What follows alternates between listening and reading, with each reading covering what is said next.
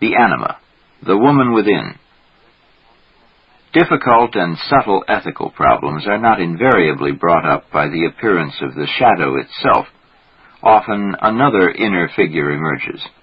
If the dreamer is a man, he will discover a female personification of his unconscious, and it will be a male figure in the case of a woman. Often this second symbolic figure turns up behind the shadow, bringing up new and different problems. Jung called its male and female forms animus and anima. The anima is a personification of all feminine psychological tendencies in a man's psyche, such as vague feelings and moods, prophetic hunches, receptiveness to the irrational, capacity for personal love, feeling for nature, and, last but not least, his relation to the unconscious. It is no mere chance that in olden times priestesses, like the Greek Sibyl, were used to fathom the divine will and to make connection with the gods. A particularly good example of how the anima is experienced as an inner figure in a man's psyche is found in the medicine men and prophets, shamans, among the Eskimo and other Arctic tribes. Some of these even wear women's clothes or have breasts depicted on their garments in order to manifest their inner feminine side, the side that enables them to connect with the ghost land, that is, what we call the unconscious. One reported case tells of a young man who was being initiated by an older shaman and who was buried by him in a snow hole. He fell into a state of dreaminess and exhaustion. In this coma, he suddenly saw a woman who emitted light. She instructed him in all he needed to know, and later, as his protective spirit, helped him to practice his difficult profession by relating him to the powers of the beyond. Such an experience shows the anima as the personification of a man's unconscious. In its individual manifestation, the character of a man's anima is as a rule shaped by his mother. If he feels that his mother had a negative influence on him, his anima will often express itself in irritable, depressed moods, uncertainty, insecurity, and touchiness. If, however, he is able to overcome the negative assaults on himself, they can even serve to reinforce his masculinity. Within the soul of such a man, the negative mother anima figure will endlessly repeat this theme. I am nothing. Nothing makes any sense. With others it's different, but for me, I enjoy nothing.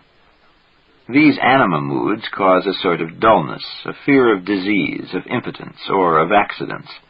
The whole of life takes on a sad and oppressive aspect. Such dark moods can even lure a man to suicide, in which case the anima becomes a death demon.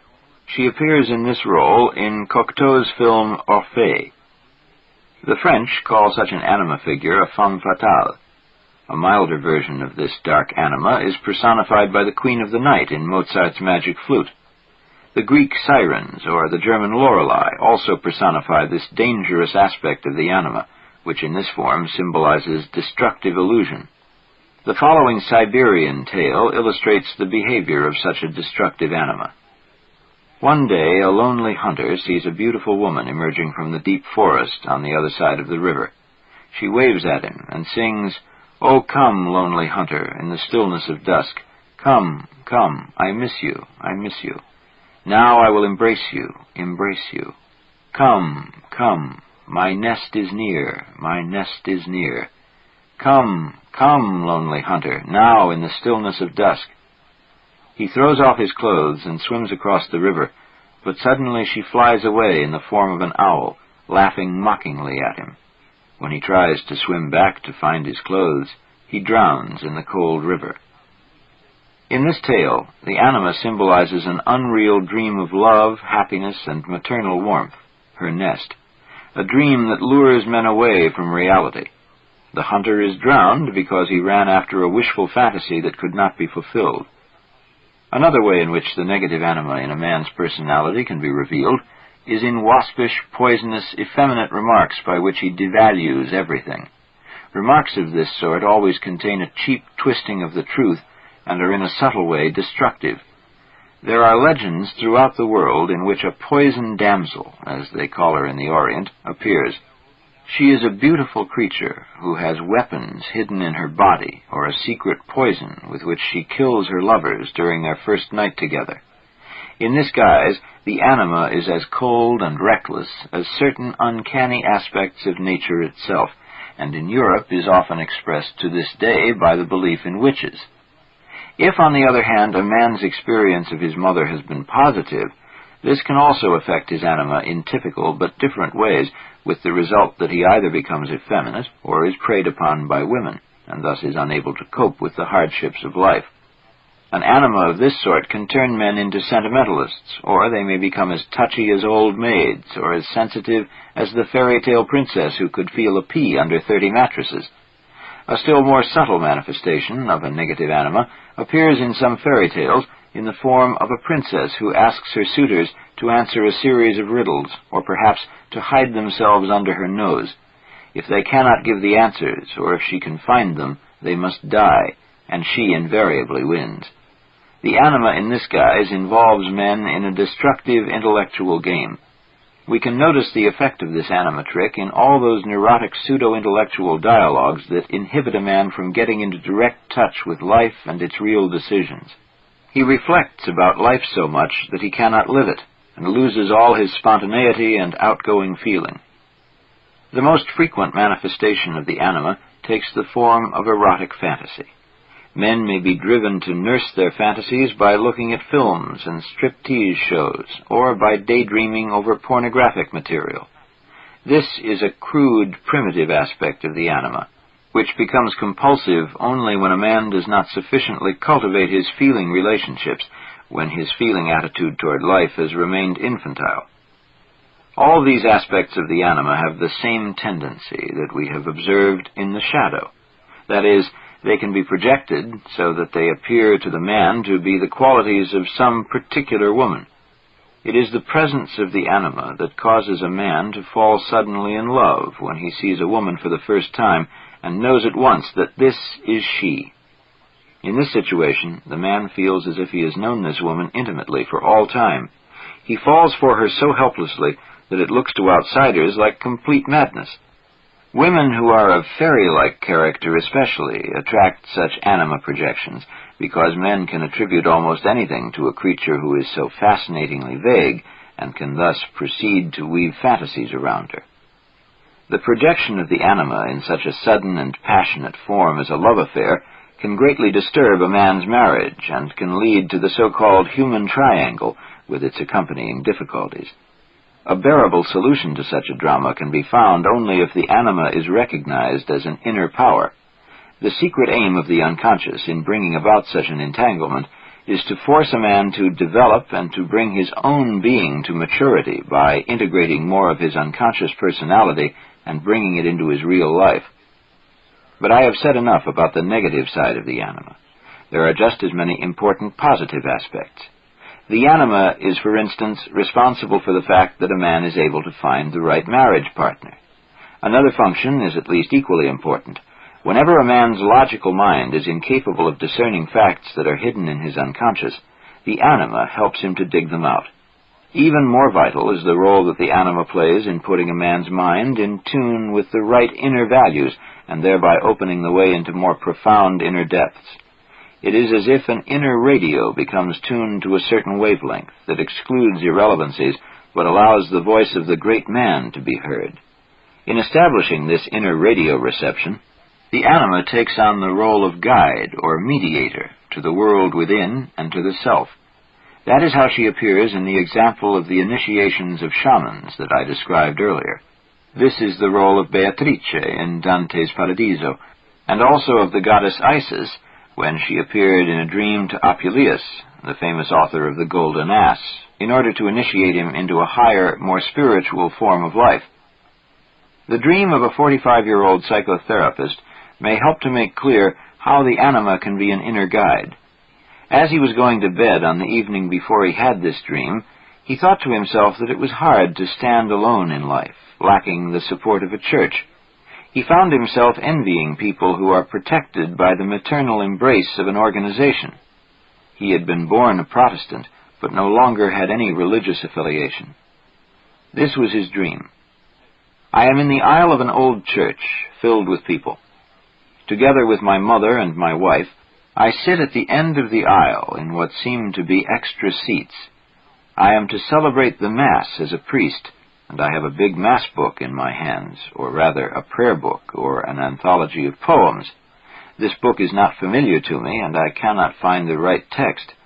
I am very excited because I have to begin soon, and, to add to my troubles, my mother and wife disturb me by chattering about unimportant trifles. Now the organ stops, and everybody is waiting for me, so I get up in a determined way and ask one of the nuns who is kneeling behind me to hand me her Mass book and point out the right place, which she does in an obliging manner. Now, like a sort of sexton, this same nun precedes me to the altar, which is somewhere behind me and to the left, as if we are approaching it from a side aisle. The Mass book is like a sheet of pictures, a sort of board, 3 feet long and a foot wide, and on it is the text with ancient pictures in columns, one beside the other. First, the nun has to read a part of the liturgy before I begin, and I have still not found the right place in the text.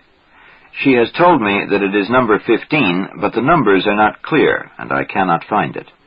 With determination, however, I turn toward the congregation, and now I have found number 15, the next to the last on the board, although I do not yet know if I shall be able to decipher it. I want to try all the same. I wake up. This dream expressed in a symbolic way an answer from the unconscious to the thoughts that the dreamer had had the evening before. It said to him, in effect, "You yourself must become a priest in your own inner church, in the church of your soul." Thus, the dream shows that the dreamer does have the helpful support of an organization. He is contained in a church, not an external church, but one that exists inside his own soul. The people, all his own psychic qualities, want him to function as the priest and celebrate the Mass himself. Now, the dream cannot mean the actual Mass, for its Mass book is very different from the real one. It seems that the idea of the Mass is used as a symbol, and therefore it means a sacrificial act in which the divinity is present, so that man can communicate with it.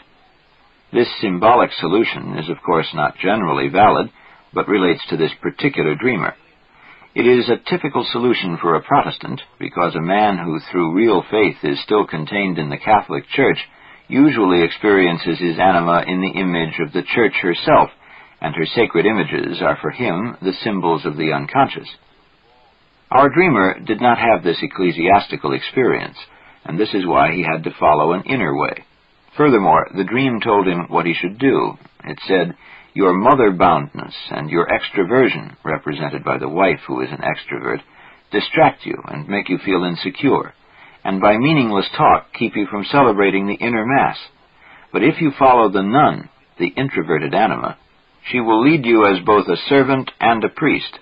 She owns a strange Mass book, which is composed of 16, 4 times 4, ancient pictures. Your Mass consists of your contemplation of these psychic images that your religious anima reveals to you.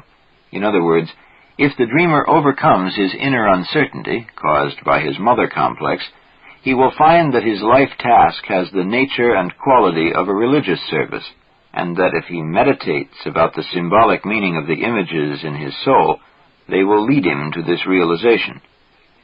In this dream, the anima appears in her proper positive role, that is, as a mediator between the ego and the self. The 4 times 4 configuration of the pictures points to the fact that the celebration of this inner Mass is performed in the service of totality. As Jung has demonstrated, the nucleus of the psyche, the self, normally expresses itself in some kind of fourfold structure. The number 4 is also connected with the anima because, as Jung noted, there are 4 stages in its development. The first stage is best symbolized by the figure of Eve, which represents purely instinctual and biological relations. The second can be seen in Faust's Helen.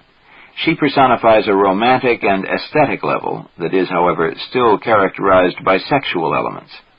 The third is represented, for instance, by the Virgin Mary, a figure who raises love, eros, to the heights of spiritual devotion. The fourth type is symbolized by sapientia, wisdom transcending even the most holy and the most pure. Of this, another symbol is the Shulamite in the Song of Solomon. In the psychic development of modern man, this stage is rarely reached. The Mona Lisa comes nearest to such a wisdom anima. At this stage, I am only pointing out that the concept of fourfoldness frequently occurs in certain types of symbolic material. The essential aspects of this will be discussed later. But what does the role of the anima as guide to the inner world mean in practical terms? This positive function occurs when a man takes seriously the feelings, moods, expectations, and fantasies sent by his anima, and when he fixes them in some form, for example, in writing, painting, sculpture, musical composition, or dancing. When he works at this patiently and slowly, other, more deeply unconscious material wells up from the depths and connects with the earlier material. After a fantasy has been fixed in some specific form, it must be examined both intellectually and ethically, with an evaluating feeling reaction. And it is essential to regard it as being absolutely real. There must be no lurking doubt that this is only a fantasy. If this is practiced with devotion over a long period, the process of individuation gradually becomes the single reality and can unfold in its true form. Many examples from literature show the anima as a guide and mediator to the inner world. Francesco Colonna's Hypnerotomachia, Rider Haggard's She, or the eternal feminine in Goethe's Faust. In a medieval mystical text, an anima figure explains her own nature as follows. I am the flower of the field and the lily of the valleys. I am the mother of fair love, and of fear, and of knowledge, and of holy hope. I am the mediator of the elements, making one to agree with another. That which is warm I make cold, and the reverse, and that which is dry I make moist, and the reverse, and that which is hard I soften. I am the law in the priest, and the word in the prophet, and the counsel in the wise. I will kill, and I will make to live, and there is none that can deliver out of my hand. In the Middle Ages there took place a perceptible spiritual differentiation in religious, poetical, and other cultural matters, and the fantasy world of the unconscious was recognized more clearly than before. During this period, the knightly cult of the lady signified an attempt to differentiate the feminine side of man's nature in regard to the outer woman as well as in relation to the inner world. The lady to whose service the knight pledged himself and for whom he performed his heroic deeds was naturally a personification of the anima. The name of the carrier of the Grail in Wolfram von Eschenbach's version of the legend is especially significant. Conduire amour, guide in love matters. She taught the hero to differentiate both his feelings and his behavior toward women. Later, however, this individual and personal effort of developing the relationship with the anima was abandoned when her sublime aspect fused with the figure of the Virgin, who then became the object of boundless devotion and praise. When the anima as Virgin was conceived as being all positive, her negative aspects found expression in the belief in witches. In China, the figure parallel to that of Mary is the goddess Kuan Yin. A more popular Chinese anima figure is the Lady of the Moon, who bestows the gift of poetry or music on her favorites and can even give them immortality. In India, the same archetype is represented by Shakti, Parvati, Rati, and many others. Among the Muslims, she is chiefly Fatima, the daughter of Muhammad. Worship of the anima as an officially recognized religious figure brings the serious disadvantage that she loses her individual aspects. On the other hand, if she is regarded as an exclusively personal being, there is the danger that if she is projected into the outer world, it is only there that she can be found. This latter state of affairs can create endless trouble because man becomes either the victim of his erotic fantasies or compulsively dependent on one actual woman. Only the painful but essentially simple decision to take one's fantasies and feelings seriously can at this stage prevent a complete stagnation of the inner process of individuation, because only in this way can a man discover what this figure means as an inner reality. Thus the anima becomes again what she originally was, the woman within, who conveys the vital messages of the self.